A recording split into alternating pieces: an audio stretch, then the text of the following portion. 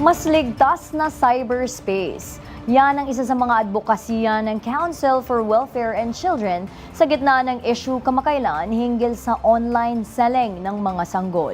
Si Simon Ong sa detalye. Mas pinagtitibay ng pamahalaan ang mga hakbang upang tuluyan ng matuldukan ang dumaraming kaso ng online selling ng mga sanggol sa bansa. Sa panayam ng balitang konektodo ng D1 1206 kay Council for the Welfare of the Children Undersecretary Angelo Tapales, binigyan din niya na isa sa pangunahing advokasya ng ahensya ang pagpapaigting ng online o cyberspace security para sa mga kabataan. Lagi nating sinasabi, it takes a village to raise a child, ano? Pero kami sa CWC, it takes a village and a safe cyberspace to protect children. So whether online or dito sa ating real world, kailangan protektado sila pareho, ano? Aniya, mas na-amplify ng internet ang issue dahil mas malawak na ang naaabot nito. Hindi lang sa loob ng bansa, kundi maging sa ibang bansa. Dinagdag ni Tapales na posibleng hindi lang sindikato ang nasa likod ng pagbebenta ng mga sanggol, kundi mga ordinaryong individual na nahihila ng iba't ibang suliranin sa buhay, gaya ng matinding kagipitan sa pera, kakulangan sa edukasyon, kawalan ng gabay o karanasan ng pang-aabuso. Aniya, bagamat may mga batas para mapanagot ang mga nagkakasala, may mahalagang gampanin din ng mga magulang.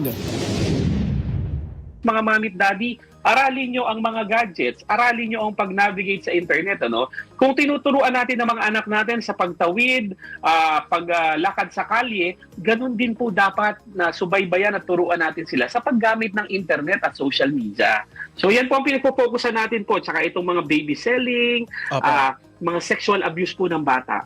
Mahaharap sa reklusyon perpetua o habang buhay na pagkakakulong ang sinumang masasangkot sa ganitong krimen. Mananagot ang mga lalabag sa Republic Act 9208, 10364 at RA 7610. Posible rin silang masampahan ng kaso sa ilalim ng Cybercrime Prevention Act at maaaring pagmultahin ng 1 milyon hanggang 2 milyong piso. Ayon sa datos ng Philippine National Police Women and Children Protection Center, 19 na kaso ng illegal adoption o online child selling ang naihain na. 5 dito ang naitala noong 2024, 8 noong 2025 at 6 simula ng pagpasok ng taong 2026. Patuloy ang investigasyon ng PNP-WCPC upang tuluyan ng masawata ang ganitong krimen. Para sa totoong balita sa Bagong Pilipinas, Simon Ong, para sa 13 sa tanghali ng Congress TV.